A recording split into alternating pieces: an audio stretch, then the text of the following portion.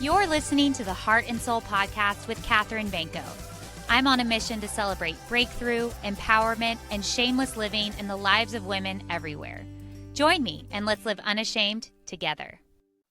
What's going on, everybody? Welcome back to Heart and Soul. Today, I am joined by Mary Marantz, who kind of made it her purpose, her mission to encourage women to stop playing small and to share their powerful mindset shifts. And she's done that through one of her newest books, which is called Underestimated: The Surprisingly Simple Shift to Quit Playing Small, Name the Fear, and Move Forward Anyway.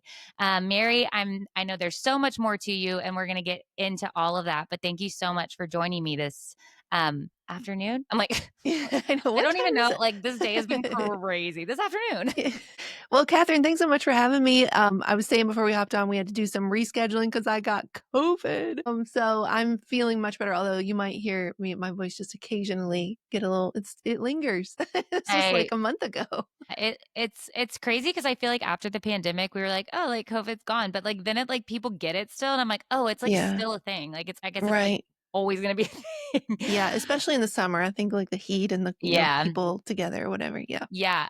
You are also a podcaster, and I can tell that you are a legit podcaster because you have like a mic handle, which if you're watching on YouTube, like if you know, that's like leveled up podcasting. So I'm super jealous of that. It looks amazing. Thank you. Love the logo. Although I feel like the thing now is like to handhold it, which makes me feel like I think I'm going to stay where I am. I know. I just feel like I drop it 1,000 times. I am still like, podcasting is not my job. I've been consistent at it for 7 years. However, I like, it's not like where I make money or anything. So for me, I'm like, I haven't invested, which is probably why I don't make money because I haven't invested in like the great equipment or anything like that. I'm just like still sitting at my desk, like with the same mic I've been using for years. But it sound the same, so there you go. It works. You look legit though. Okay. So Mary, why don't you start by telling my listeners a little bit more about who you are and what you do? Yeah. So I think kind of like I always say like the elevator pitch version of me. If you're just meeting me for the first time, the important stuff to know is I grew up in a single wide trailer in rural West Virginia on the top of a mountain called Planwick Mountain. I always like to emphasize and underline that part, single wide, Kathryn, because I think sometimes people can imagine like a really nice double wide with a permanent foundation, like whatever stock photo of a dilapidated trailer you have in mind right now. That's pretty much it. And if you want to see it for real, you can go to thebookdirt.com, which is the website for my first book, Dirt. And the cover of that book is an actual photo my husband Justin took of the trailer the first time I took him home to meet my family. My dad went to work as a logger in the woods when he was 12. His dad was a logger. His dad's dad was a logger, 8 generations deep of loggers and some coal miners in our family. My mom came home when she was 15 and found a note from her mom that said, "You're old enough to take care of yourself now. Bills are paid through the end of the month. There's some canned tomatoes and macaroni shells in the cabinet. Good luck." And the two of them got married when she was just 17 and were living with my grandparents for a couple of years before they wanted their own place. So they bought this trailer on credit, moved it to the backyard temporarily of my grandparents' yard where it sat until this day. And so that's where I kind of grew up. That's the story I came from. And then when you fast forward in the story, this is a very tall building for this elevator pitch. When you fast forward in the story a little bit, you find out, and I find out that I end up at Yale for law school. Which is a super whiplash moment. It's not the usual kind of outcome we typically expect, but it's also at the very same time an underdog trope we're very familiar with. We've seen that movie, we read that book, and so it is both an unexpected, gift of a story, and it's also a story I have been reckoning with my whole life because, like I say in one of the last chapters in Underestimated, the underdog is a role of a lifetime. And what I mean by that is if you're not careful, you could spend your whole life playing that part. So much to unpack there. Yeah. I want to go back to the single wide trailer because I do know the difference. I have some family who live in double wides, and they're kind of nice, honestly. Single wide is a whole nother ball game, and I want to kind of dig into how you grew up, if that's okay with you. So did you have siblings as well in this single wide? No, I'm an only child. Only Okay. child, which I mean, in an interesting way is probably a major contributing factor. I don't want to say that obviously parents who have multiple kids in those circumstances couldn't have them break out, but I think my parents were able to focus all their resources on just one. Yeah. Yeah. So growing up, this was a follow-up question to that. Growing up in that type of, I guess, economy, would you say that you realized that, or were Hmm. you just like kind of blinded by love? And you know Hmm. what I mean? Like, did Yeah. you understand your environment, or were you Right. kind of naive to it as a child? Yeah, I love this question because one of the cool things that's happened from releasing Dirt, there are 3 books in the series now for everybody who's meeting me.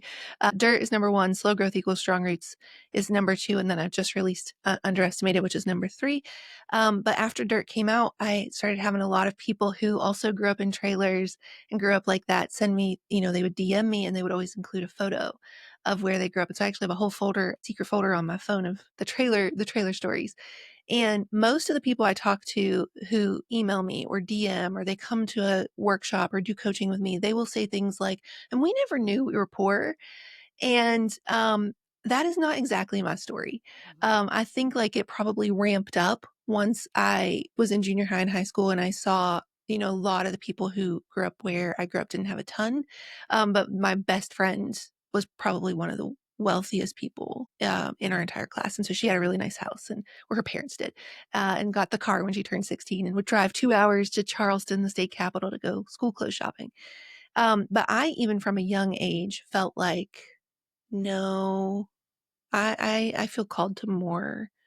And I think people who grew up like that, there's 2 levels of that more, that there's both that we feel very soaked in purpose and like we're being taken somewhere beyond these circumstances and, we're set apart for a reason and we're going to be the break in there's this, generational family tree, like there, the chains that have kept our family bound. There's this really big like sense of set apart purpose. And then there's also, and I never want to live in this trailer again. Mhm. And so I would actually sit in the yard with a little blue spiral bound notebook making these drawings of how we could build a roof over it and put walls around it and thereby transform it and therefore me into kind of a real house, a real girl, a real story, whatever. And one of the things that hit me like about a year ago, Kathryn, I was on a podcast and I was just kind of, spontaneously, extemporaneously talking like this.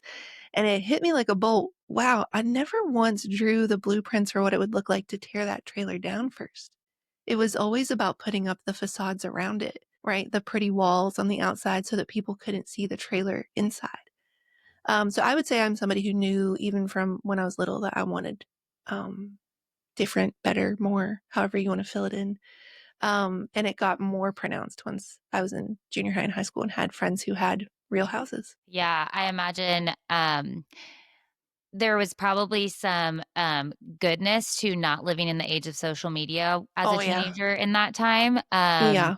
But still, like, you live in the world and you're gonna, like, your best friend, like you said, was from a wealthy family, and you're just gonna fall into that comparison, which I sometimes refer to as like comparison, like, paralyzing, like, it Mm, paralyzes you to an yeah. extent, like, it kinda makes you feel stuck, but on the other hand, for you, it seems like it catapulted you to chase after more, which Yeah. I wanna dive into now. Did you always want to go to Yale one day, or how like, I don't know about you, and you probably haven't seen this show, but when I think of Yale, I think of, like, Rory Gilmore, and I'm Oh, like, of course I live in Connecticut. Are you kidding me? "Okay, Of course okay. I've seen Oh this my gosh, show. you It's a fall tradition every Okay, year. yes, same. Like, I've the amount of times I've watched, like, every season of that show, Yeah. it's such a comfort show, but, Yeah. Rory, who although Lorelai came from a family that was wealthy, she kinda broke away from them and Right. had Rory young, and they grew up simple. You're right, it was in Connecticut. Ugh. So does your town look like Stars Hollow? I just need to know. It kinda does. It kinda does. Well, it's Stars Hollow is not on the we live where Justin and I live, we were able to buy a little 1880s fixer-upper right on the Long Island Sound. During, 2009, so bottom of the market, and Yeah. it was in foreclosure, and there had been a pipe burst flood. So it was a real hot mess, but we for 15 years have gotten to look out at the water. Oh, but other than that, our little community is very Stars Hollow, and we have little meetings every month above the firehouse, and they're all the kind of Stars Hollow characters, a little Taylor Dosey sort of Oh, character, so and everybody cute. fights, and it's amazing. And yeah, we're sort of the self-dubbed Luke and Lorelai of the neighborhood. That's incredible. Ugh, couple Although the goals. older I get, the more Emily I become. No, like, the older I get, the more I realize that, like, Emily was it. Like, Yeah. she really she made it, you know? Yeah. Yeah. Um, anyways, like, Rory, though, Right. always knew she wanted to go to Harvard was her goal, and then she Right. ended up going to Yale, which I would Right. say same. Yeah. But, was that something that you always knew you were gonna go to an Ivy League school, or how did No. that come about? No, not at all. Okay, so there's 2 levels here, which is really interesting, and I wanna break them apart, and you have honed in on them perfectly. The first level is there is something that I think that happens to people who grow up without a lot, some of us, not everybody. There's a subgenre of us, um, where it's like a survival mode switch gets flipped, and we don't know how to turn it off. And in Dirt and Slow Growth both, there's a scene where I compare it to the girl in the red cape running through the deep dark woods. The big bad wolf is ripping at her heels. She runs because she knows if it catches her, it just might kill her. It's leaving like pieces of her behind, like breadcrumbs to remind her where she comes from. And then finally, breathless and at last exhausted, I look over my shoulder and I can finally see it. I am the girl in the red cape. Oh, but I'm also the wolf. And the voice in my head telling me to run and not stop running, that voice is my own. And so in Slow Growth, I revisit the scene, but this time from the perspective of the wolf. And it says the big bad wolf at a certain point is now afraid of us. Because if we can't stop sprinting towards success to try to escape our story, then the big bad wolf can't stop chasing us. So we learn how to twist the thorn in its paw to keep it roaring back into fight or flight anytime, mode anytime we need it to. So there's that side of it. And if you think about, an Oprah or a Tyler Perry or Dwayne The Rock Johnson or Rory McIlroy. There are all of these examples of people who grew up with really humble beginnings, and it just flips in us this really strong drive to prove people wrong, to change our circumstances, to be the break in the family tree. There's a really interesting book I quote in Underestimated that was actually written by 2 of my Yale Law professors. And it's called The Triple Package, 3 Unlikely Stories That Determine, or Characteristics, Traits, I guess they say, that determine success. And so 2 of them are very paradoxical. One of them is this feeling of superiority. And I don't like that word superiority because it sounds like it's better than someone else. But when you hear them describe it or read it, how they describe it, it's really talking about this sense of being called up to greatness, being called up to more. Like you feel like there's something more to your life. And a lot of people know that feeling. But it's sort of rubbing up against at the very same time a deep insecurity and a chip on your shoulder and a need to prove yourself. And the tension, the friction between those 2 paradoxical, seemingly opposing forces create a forward momentum, which is drive. And then the third character trait, just to close the loop, is a willingness to delay instant gratification for future rewards. So that's sort of that one level. But the other level, building off that deep insecurity I just mentioned, is this belief. I've been saying as I've been going around talking about Underestimated, this book is for the person who feels like they are being called up to greatness, they're being called up to more, simultaneously at the very same time, believing that someone like you will never get there because it's you.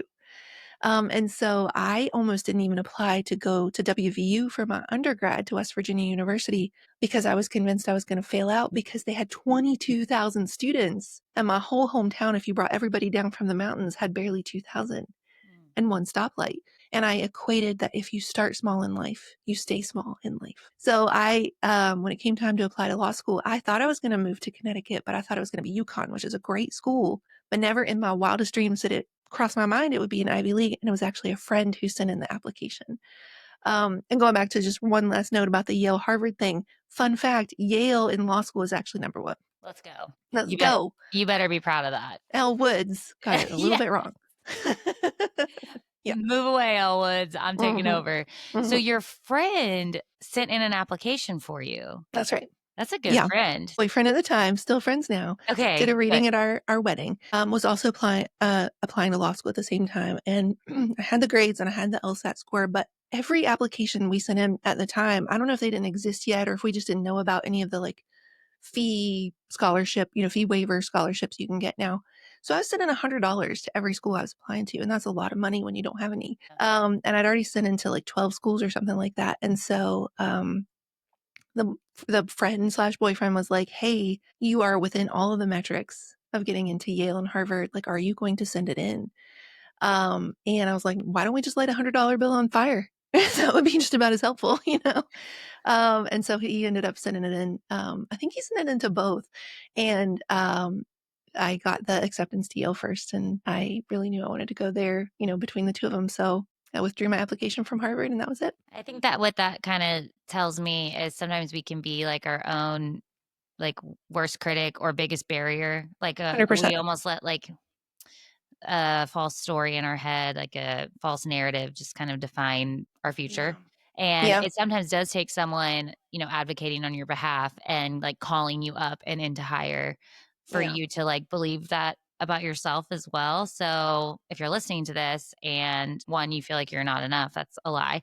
And two, if you have someone in your life who feels that way, like maybe you're that person to advocate on their behalf and like call them higher and like remind them of what they're capable of and their worth and their intelligence and give them that extra little Yeah. kick in the booty to chase 100%. that dream.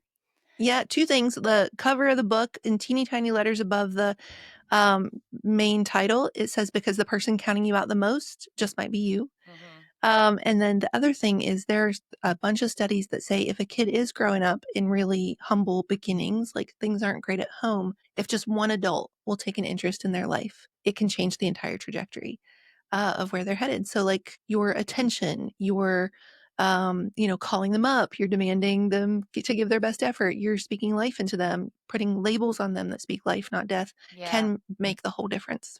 absolutely. So Yeah. you go to Yale, which like has got to be a little intimidating, like moving from one Oh my stoplight gosh. town and then going. Well, I guess you went to West Virginia first, you said? Mhm. Okay, so Yeah. you kinda had, like, a college experience, so that's forget what I just said. But you go to Yale, and just intimidating in general is just, like, the word Yale for me. Like, I went to the University of Oklahoma, so I feel very, like, when I'm talking to you, like, I don't even know half the words you just said. No, no, no, no, But no, no, no, no, no. Like, let's just pause right there because I will tell you this. I was actually about to say this. Like when we were talking, I was talking about the application story a second ago. I found myself getting really like hot and sweaty even telling that story because it's just such a weird story to tell out loud, especially when it's like, oh my gosh, that's actually about me. That's really weird. And I know that that's the thing, right? I know that it's like, oh, okay, well, yeah, you grew up in a trailer, but you went to Yale. So like everything else that you're going to say after, I can't even like apply to my life because like I'm missing that piece, right? But like, I promise you that never did I ever doubt myself more. Never did I ever play smaller in my life than the day after I got that acceptance letter, than the day after I graduated, right? Like we think there's this moment of arrival or this switch that flips, but like I spent 20 years after that self-doubting, counting myself out, feeling like not enough of something, like feeling like I still didn't belong, still don't have the shiny, shiny, perfect hair of the like Martha's Vineyard set, whatever. And so that really actually doesn't go away. And like, my heart is to never ever have somebody feel intimidated by the facts of my right. story that they don't see themselves in it.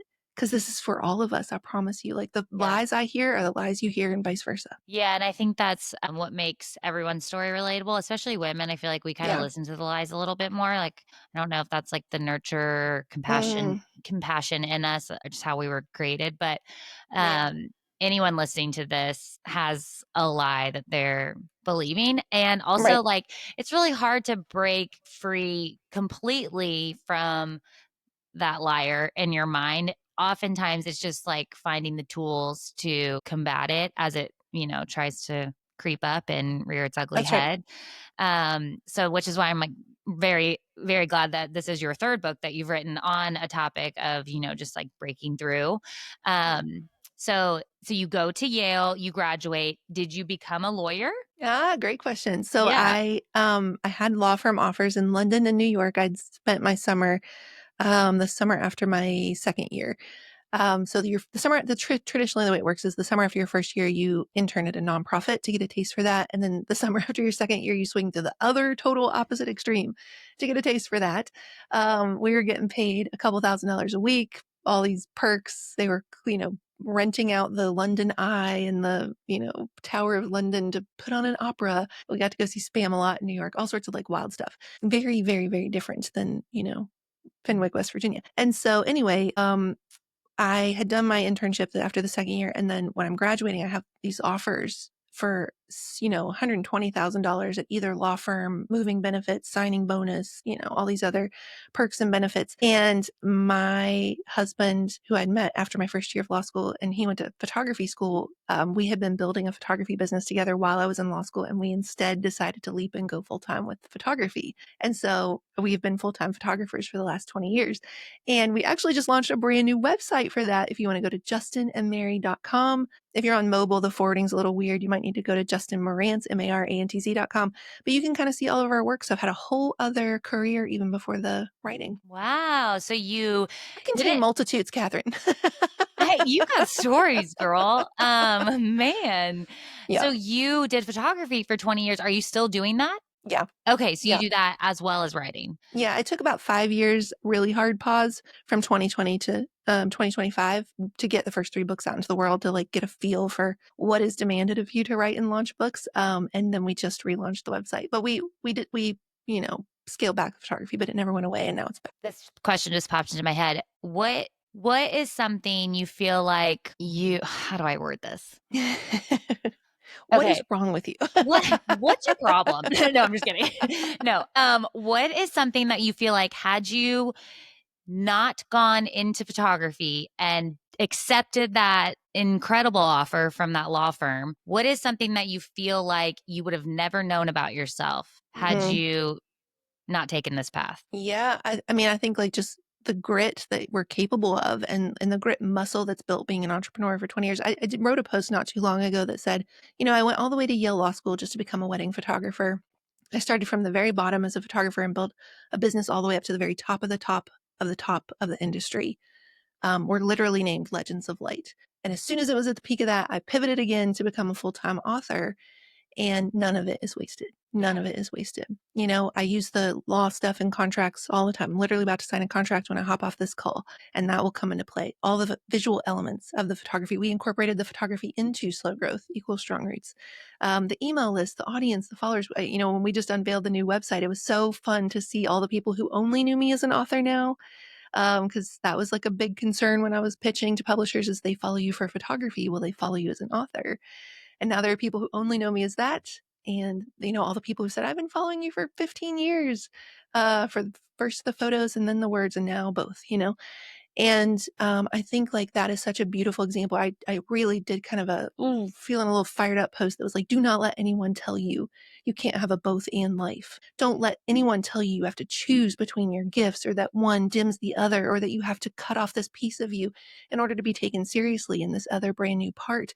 You get to carry it all with you. Yeah. And so I think that might be for somebody listening right now. Absolutely. And every experience you have, whether you used your law degree or not, every experience you had at Yale, the people you met, the things you learned, like those all play little baby parts into who you Yeah, become as that's well. right. And so I like that no time is time wasted. I used to always say that about breakups. I'm like, well, I didn't Yeah, waste my time, right? Because I learned something, like I had to like justify right. it. But Mm. it is so true. I remember in college, I was deciding what to do with one of my summers, and I reached out to a mentor, and I was like, I have the opportunity to travel abroad to Africa, Wow. or I can work at this camp that I love and like I grew up going to, and it means so much to me. And the person said, well, it seems to me like you can't really make a wrong decision. You just got to make a decision. And that Yes, was like, that's good. that was so good, freeing for me to hear. Is like, you can't make a wrong decision. You just got to like go full force and see what you learn. And if you want to pivot back, you can pivot back, kind of thing. Yeah. Yeah. I Yeah. love that. That's good. Spoiler alert, too. I ended up doing both. So. Nice. Both Spoiler and. I alert love in that. that it was like 15 years ago. But um But do you know what you said earlier is so true? And that is one of the number one fears I list in this book. So for everybody listening, the premise of the book is like, fear's a really boring liar. It goes through a bunch of scripts, just like in rant form, that fear uses on us just to kind of get like prove my point. And then chapter by chapter is all the different masks that fear puts on: perfectionism, procrastination, people pleasing, imposter syndrome, overthinking, even a fear of success, 14 in total. But one of the biggest fears I see that keeps people stuck is, this is all just going to be a waste of time. I'm going to try, I'm going to do the work. I'm going to, get myself together and get up the hill, and it's all just going to fall back down. And then I'm going to have wasted my family's time. I'm going to have wasted my family's resources. I'm going to have time away from my kids, and it's not going to work out, and I'll have nothing to show for it. And I'm going to be so disappointed. So I may as well not start yet anyway. And when we say it out loud, like, this will all be a waste of time, so I may as well let more time pass before I start, we can kind of realize, oh, wait, the time passes either way, Yeah, so true. And you hear it and you're like, oh, that is actually not really a strong argument from fear, but it is one of the biggest ones that keeps people stuck. Yeah. And even, I mean, I'm just thinking back to like big decisions I feel like I've had to make in my life. And even if something didn't work out, it still wasn't a waste of time. Right. Because I, again, learned something, had new life experiences, met people that connected me to different things in the future. So it's never a waste of time. Yeah. Okay, so you had written 2 books, Mm. and then you were like, "Why not write a third? Are we gonna write forever?" We're Oh, a yeah. writer now. We love writing. Oh, yeah. We love writing. I wanted to be an author. Well, I don't even know if I knew the word author. I wanted to be a writer since I was 5. Oh, So the trailer I grew up in, we had family the next county over, and to get to their house, we would drive right past the birthplace of Pearl S. Buck, who was a Nobel Prize, Pulitzer Prize winning author of 85 books. And there's a little like farm, little homestead and a little sign, birthplace, Stricker, something like that, Steiden Stricker. Buck. And I felt at a very young age that I just kind of got this message of, you're going to be, not only are you going to be a writer, you're going to be a writer who brings honor to West Virginia. And so I sort of have always known that's where the train was headed. And when I signed with my publisher I signed in 2019. My first book, Dirt, came out in 2020. I actually signed with them for 5 books, which has now become 6 books. And so there are at least 3 more, but I hope to do it until, I hope I'm on my deathbed and I'm like, wait, one more sentence. one more book. Write this down. Yeah. That's amazing. So, Yeah. tell me, let's dig deeper into Underestimated, your newest release. Yeah. What can my listener, if they were to buy that book, Mm. what are 3 things? What are the 3 Mhm. things that they will definitely get out of reading it? Mhm. Or the 3 themes? Yeah, I think the first one we've kind of like touched on a bit, which is that idea of if fear is so boring. So I mentioned the rant. I'll just do it now because everybody's going to find themselves in it. The short backstory is that I also coach women who want to write books and want to have a podcast and start businesses, all that. And there was a season a couple years ago where I had all these coaching calls like back to back to back to back. And they were all, it was like eerie, Kathryn, like the copy and paste Mad Lib scripts that were coming out of their mouths. And fear was winning. And that was making me really mad. And then I noticed that it was happening in my life as well. And so I got on my phone one day with no introduction and just basically said, it's all been done. It's all been done better. It's all been done by somebody the world actually wants to pay attention to. I can't start until it's perfect. I can't start until I'm perfect. What if I start and the critics come? What if they say, who does she think she is? What if I try and I fail and I prove all the people who said I could never do it that they were right about me all along? What if I start and I don't have the bandwidth for it? What if I can't stay consistent with it right now? What if my voice doesn't really matter? What if I don't really matter? What if it's already too late? And I said, fear is not your friend. Start anyway. Start now. And that back experience of making that video, which gets included in Underestimated, led me to this moment of 2 dots connecting in a way I'd never quite seen them connected before, which is, what if fear attacks creatives in particular? And by that, I don't mean you're really good at painting, but that you are going to put good things into the world and call them good. What if fear attacks creatives in particular because it's jealous that it itself is not creative at all? Short of being able to throw its voice to sound like you, because if it sounded like Morgan Freeman in The Shawshank Redemption, we could catch it every time. And to be able to shapeshift in among all these masks of the chapters that I already mentioned. You catch perfectionism coming in the front door, and it's a slippery enemy coming in the side doors, overthinking. So it's not a very creative enemy, but it is a slippery enemy. And then I took it a step further and I said, fear is not this very creative guy, right? Like it's only got these few gifts, so it must spend its whole life attacking those of us who do have something to offer the world.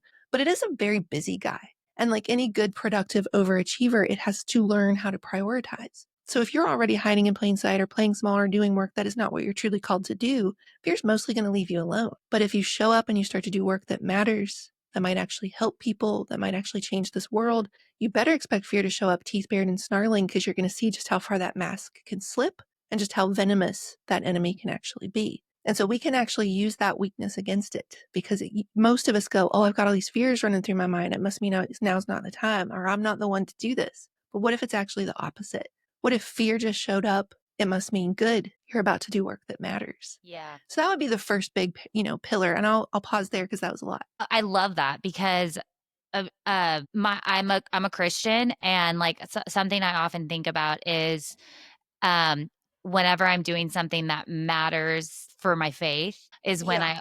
I always hear like lies of what I call the enemy or the Yeah, devil, and it's because I'm about to enter into something that is good. Do you know what I that's mean? right. So he's trying to Yeah. stop it. And same thing with fear. It's like trying to cut your legs out from underneath you before you even get walking, Yeah. just because it's going to Yeah. be a good thing. So I love that, Yeah.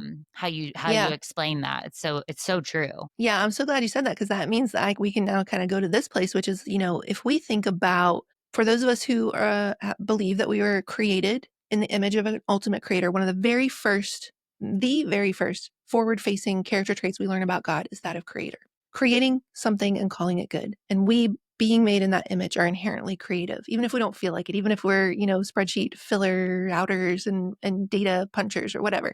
We have that ability to create our world and our lives with our thoughts, to create those labels that speak life or death that we put on other people. There's all sorts of creative forces in us. And so it only makes sense that the opposite of that, the absence of that, the enemy of that would not be particularly creative at all. Yeah. Right? Yeah. Yeah.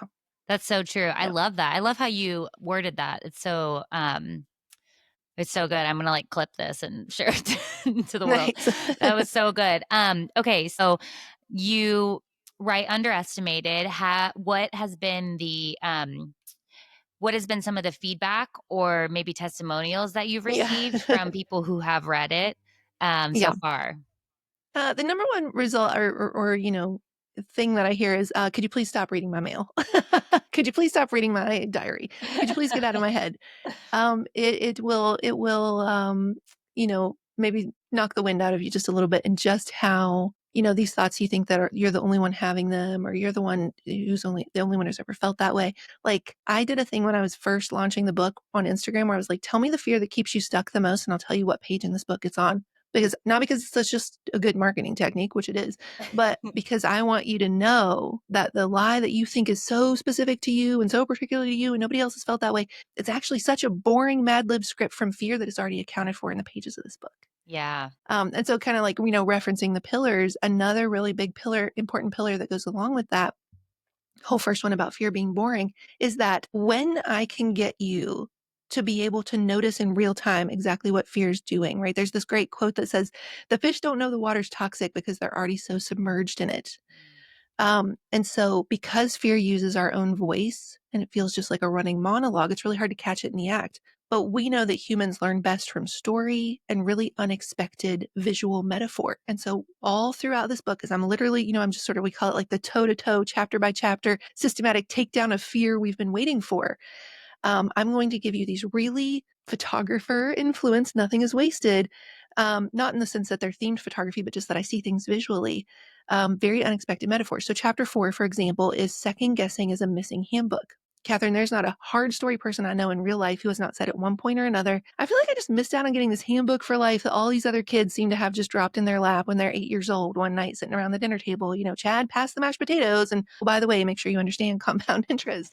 We did not get the manual, and so we feel like we never got all the information. Someone is always more informed, better equipped. So we second guess that we're the right people for the job. And so there's a whole section in that part where I say we feel like we're walking around the world without all the pertinent parts. Like Edward Scissorhands dropped down right in the middle of some color-coded pastel suburban hell where the name of the game was always blending in and keeping up with your neighbors. And when we inevitably break the rules because we did not know the rules, somehow we are the ones who die death by 1,000 cuts. And so now the next time fear is saying, oh, you should second guess yourself. I don't know if you actually have all the information. Are you the right person for this? Somebody else is better qualified. You can go handbook problem or Edward Scissorhands, and you can cut fear off mid-sentence. And I was on the This Changes Everything podcast with Sarah Rice, and she said, yeah, it's like pulling back the curtain on the great and powerful, terrifying Wizard of Oz just to see it's this little tiny man behind the curtain. Yeah. And I said, yeah, a snake oil salesman who's trying to sell you on this grift that given the choice between creating nothing and creating any kind of failure at all, it will be better to go on creating nothing. And another year goes by and the clock goes on ticking and the world is worse for your absence. Yeah. So that would be pillar 2. I love that because it's almost like recognizing a trigger for you. Like if you had Yes. like a trauma in your past, like and you've done the work to, you've gone to therapy, you've tried to heal from it. What you probably have learned in that is there are things that trigger you, and Yeah. those triggers can become debilitating or paralyzing, Right. as I said earlier. But once you recognize what the trigger is, then you can also come up with a game plan to combat it and say, no, like Yeah. not today, Satan, you know? That's right. So Yeah. to have, it's a similar mindset to what you just said. To know what the voice of fear sounds like means that you Mhm. can stop it before it goes deeper. And it will try to go deeper, but you can stop That's it. right. You can cut the snake off, the head off the snake Right. immediately. Yeah, love that. Yeah, and I would say that that actually brings me to the third pillar I would want your people to know is that there's something really beautiful about how God wired our brains that allows us to make these updates in the programming. So a lot of people know about, neuroplasticity and that we can actually, science now tells us throughout our lives we can rewire our brain. This whole teach a dog new tricks thing is no longer applicable. The neurons, Hebb's law says the neurons that fire together wire together. So the more you repeat a thought, the more likely that will be your default go-to, right? That's Hebb's law. And so in underestimated in the overthinking chapter, overthinking is an orange safety cone. That's chapter 7. I talk about something called Bayesian brain theory, which is more commonly known as predictive brain theory. And what it means essentially in the simplest of terms is that our brain is an incredible prediction machine. Like take this thing to Vegas, it's going to give those kind of odds. And it knows with great accuracy before we ever begin a thing, whether we will succeed at it or not. And it's basing those predictions on what has always worked before, what has always been true before. And so when we sit down to try something new and the prediction machine looks at all the data and goes, oh no, we're not people who try new, hard, scary things, like alert, alert. It will do something called an amygdala hijack, like a record scratch, 90-degree turn away from the hard thing. And it will have you go do something to instantly feel better, immediate mood repair. So if you've ever marked something on your to-do list just that you've already done just to cross it Yeah. off or cleaned out a junk drawer instead of writing that chapter or whatever, that's what's happening. The very cool part though is that the prediction model is constantly updating. And so when we are willing to sit in front of the blinking cursor and stare it down and do hard things and sit through the edginess of not immediately having the answers or knowing all the next right steps, small but important commitments we keep to ourselves, something I talk about in the shift section of this book, when we keep those commitments to ourselves, when we do the hard things, we're like dropping quarters in the piggy bank, little inputs into the prediction model that's constantly updating. And so when you say to your brain, we can do hard things, we are people who can do hard things. Look at us. It will go, okay, cool. And it will update the model so that it becomes 50% likelihood of success or 60 or 70. And it will not immediately hijack you away from the most important hard work you are trying to do. So that the more we do hard things, paradoxically, the more we are then able to do hard things.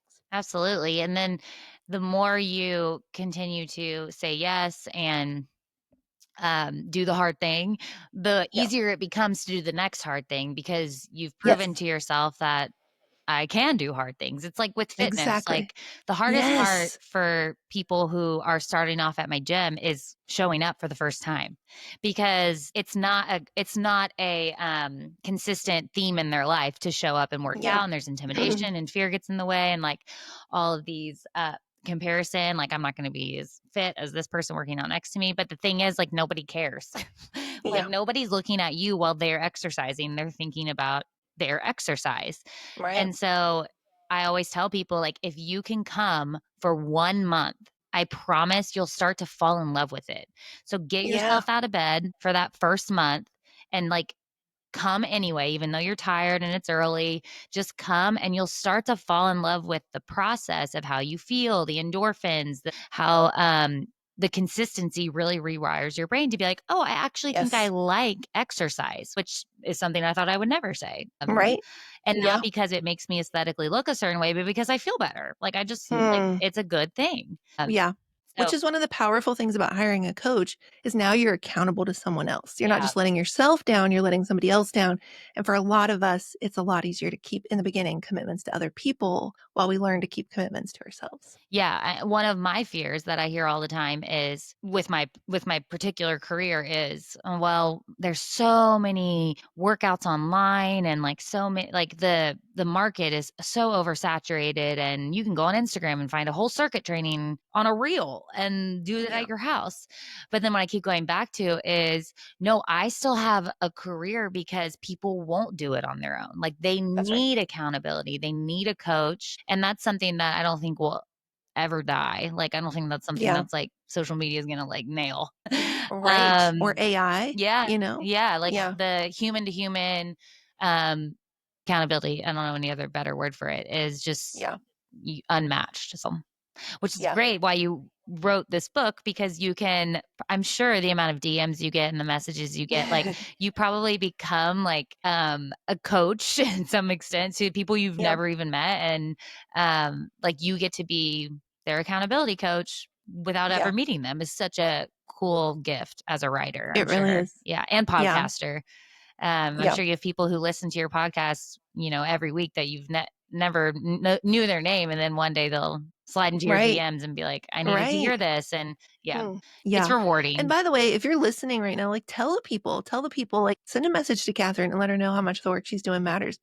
When we're doing this work over here, I always say there's a reason that word passion also means suffering. Like, what are you willing to kind of suffer in silence for to birth out into the world? Whether that's writing a book or slogging through recording podcasts week after week, like you have no idea how much even just one message can go, okay, this is making a difference. That's so real. I mean, like, not even just talking about myself, but, if I do get a DM, which I rarely do, I'm not like a influencer, so it's not like I have people flooding my DMs. I read them all, I don't get lost in them. Yeah. But when I do, and it's just one person that said, "Oh, I listened to your episode from 3 weeks ago," when I, like, look at the downloads and I'm like, "Did anyone really listen or care?" Mm, To hear that, I'm like, "Well, I gotta record another episode next week." Like, that's there's right. one person who was touched by something Right. that was said on the podcast. So, yeah, keep Yep. doing what you feel called to do, because it does matter, Yeah. even if, Instagram tells you that you're not doing enough or whatever. Right. Social media is Yeah. evil, but Evil. and great, like, but also evil. Yeah. So, know the difference between the 2 things. Yeah. Okay, so I mean, I told you at the beginning of this would be a 30-minute episode, and here we are at 45 minutes. But I have 4 questions that I ask every single guest. I'm gonna kinda Okay. rejigger them, for you because I'm Okay. curious. Okay. But so maybe I'll ask 5, but I didn't tell you ahead of time on purpose because I want it to be very just authentic. Okay, Okay. first question is, what is something that you're currently obsessed with right now? Mm. Okay, so I would say it's just a couple of different TV shows. Yes. We really like the show Fubar on Netflix. Heard that one. And they just came out. It's Arnold Schwarzenegger and Monica Barbaro. I hope I'm saying her last name right. She was Phoenix in Maverick, which I'm also super obsessed with. I think we've watched it like 10 times at this point. And yeah, the whole first season is just incredible. They turn out to be a father-daughter combo who didn't realize the other one was also in the CIA. Ooh. So it's on Netflix, and season 2 came out, and it was also enjoyable, but season 1 is definitely much better. So I any kind of just like I feel like, and I mentioned earlier about having these different facets of your gifts, and I think the umbrella of mine is storyteller. And so whether that's I am obsessed with the movies. I call them the talkies. I speak in fluent movie quote. In the book, I for sure speak in fluent movie quote. And that and good TV shows, good books, obviously, it's just anything that pulls me into a story and makes me fall in love with these characters I've just met. So we've rotated among a few, but I'll mention Fubar is the current one we're Yeah, reworking through. I Yeah. just binged the show or season 3 of, Ginny and Georgia. What's it which Nice. Yeah. I don't know, have you seen it? I have not seen that one, but I have seen what I assume is in the similar genres, because they're always sort of like recommended together, like Sweet Magnolia, Mm.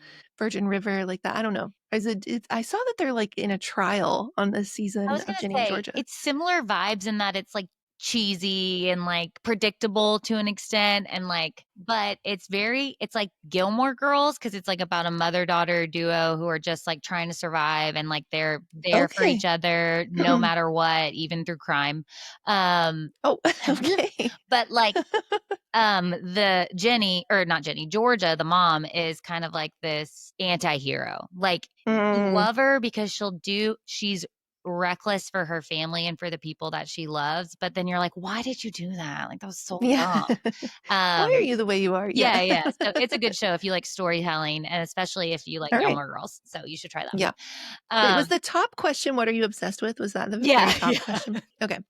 Okay, so we'll say all of that. Got a little down a sidetrack there, but okay. So here's a more direct answer. Ursa Major skincare, obsessed with it. Golden Hour Recovery Cream is what I tried first. This I want to give this to like every person I know. It's like sunshine in a jar, and it makes you like it's creamy and it smells like honey, and Oh, it makes you like be lit from within. And then from there, they got me into the green slate scrub, green mountain slate scrub, something like that.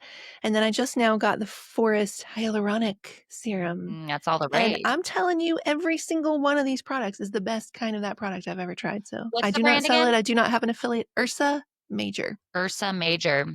I think it's like the stars, Do you ever Ursa find Major. like I went to Sephora today actually with my baby, so it was a short trip, but, Hmm. I was, like, going to test out this brand because they're always promoting new clean brands that you're like, "I want that." Hmm. And then I go online to see if there's, like, any deals, and I'm like, "How come every time I get new makeup or new skincare or something, I'm at least spending, like, 200 bucks?" Like Yeah. but then I'm like, "It's so worth it for the way it makes you feel." Like, you feel Yeah. so much better. Yeah. I will say Ursa Major, they are clean products and they just changed their packaging to be more like recyclable.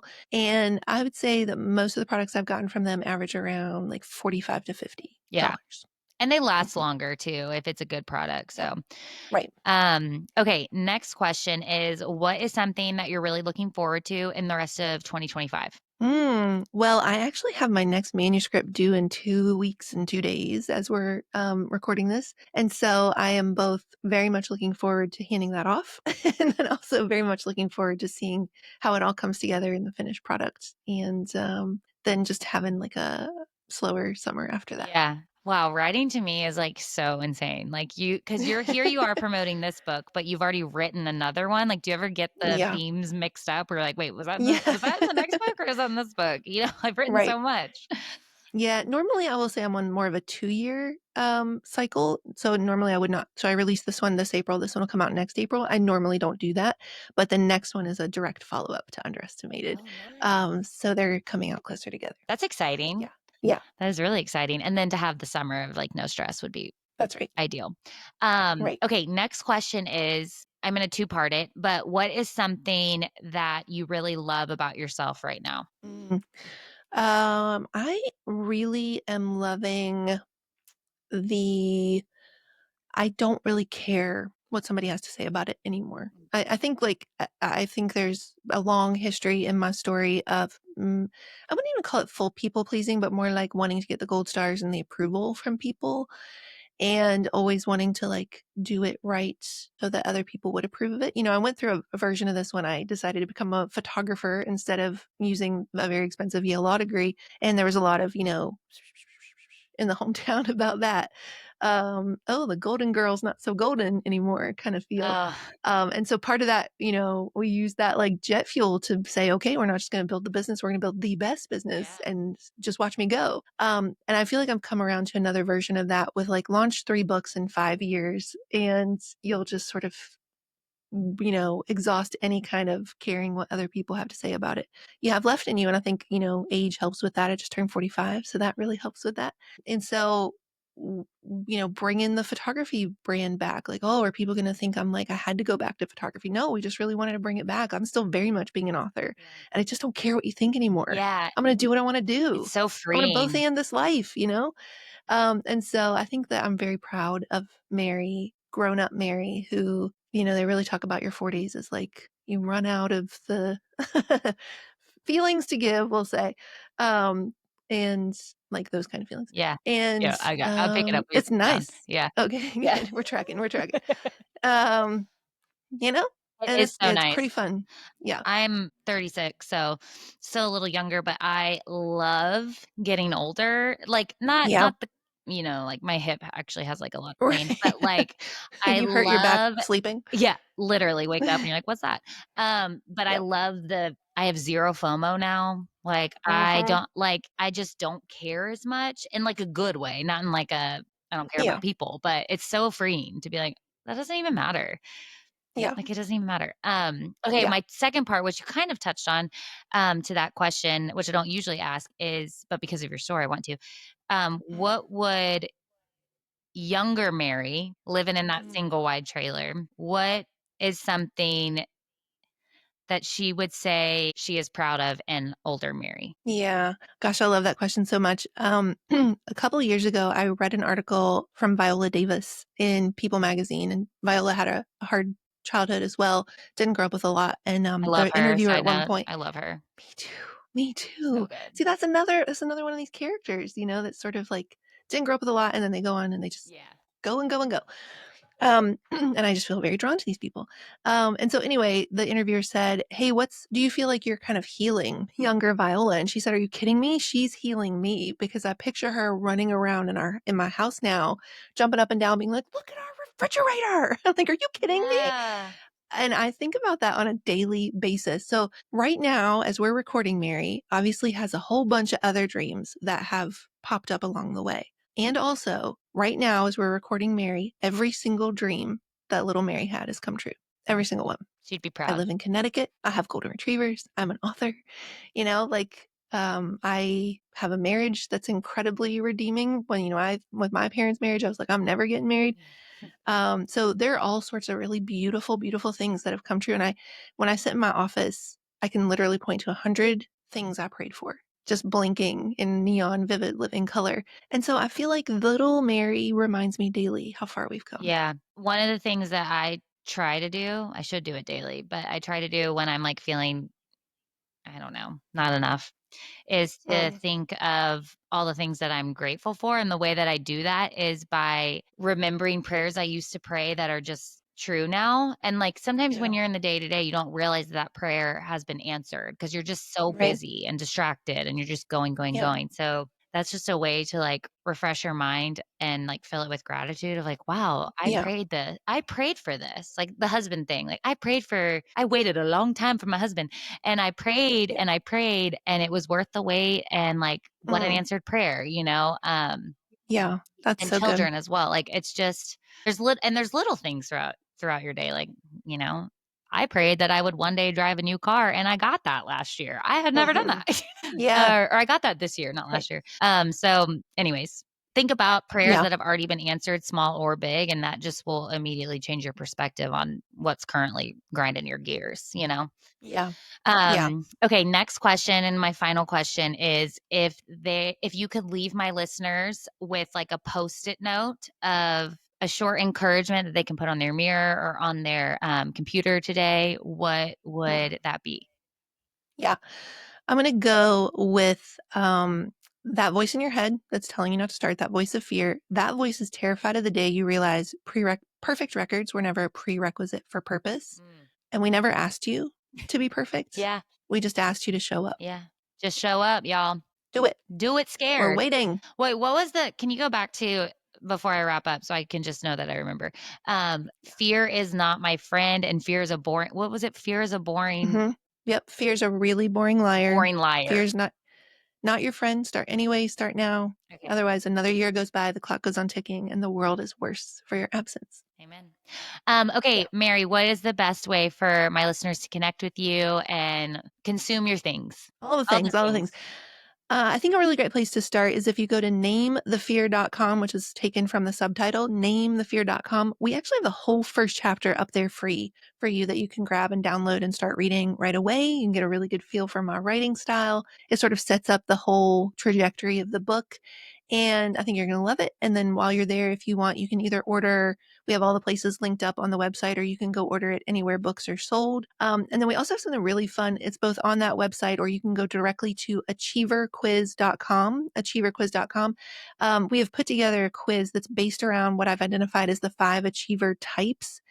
And based on your type, you are going to play small in different ways, and you're going to get stuck in different ways, and you're going to need different things to move you forward. So we have the performer who's always on their toes, needs to show both themselves, but also other people for sure how far they've come. The tightrope walker could care less who's clapping, but they need higher and higher death-defying feats to feel the same amount of good. The masquerader hides in plain sight because they don't want to let either themselves or anybody else down. The contortionist is our classic people pleaser. They contort because it is easier than to be criticized. And our illusionist in the distance believes that all the conditions to begin and they themselves must be perfect before they can even start. And so if you go to achieverquiz.com, it takes about 2 minutes to take the 10-question quiz, 10 minutes if you really overthink it. The questions are super light and easy and movie quote referencing. And in true Mary fashion, the results go super deep. I get a lot of emails that are like, why am I crying reading these results? And so, yeah, that's at achieverquiz.com. And then you can come over to Instagram. I'm at Mary Marantz, Marantz. Let me know which type you got. I'm going to take that quiz. I'm excited. I Do it. love a personality quiz. Do Oh, it. girl. Is there one that made you think that you might be when I was describing it? Okay, so there was the masquerader, the contortionist, what was the people The illusionist in the distance is kind of our perfectionist. I would say, wait, the illusionist was what? The sort of the perfectionist. I would say I'm probably a mix between that and a people pleaser. Yep. Although becoming less of a people pleaser as I get older. Nice. Like we just talked about. Well But done. I want to take it and find out. I love personality tests. Yeah. Okay. Well, listeners, I will link all of that in the show notes. And so it'll be easy for you to buy her book, connect with her on Instagram, take your quizzes, and do all the things. Mary, thank you so much for being on the podcast today. I had a great time speaking with you. Same. Thanks so much for having me. Yeah. And listeners, I will be back next week for a pop culture podcast with Melody Wiseman. So tune in next week to hear from Melody. I'll talk to you soon. Bye. Thanks for listening to Heart and Soul. If this episode encouraged you in any way, please leave a review on Apple Podcasts or wherever you get your podcasts. Talk to you next week.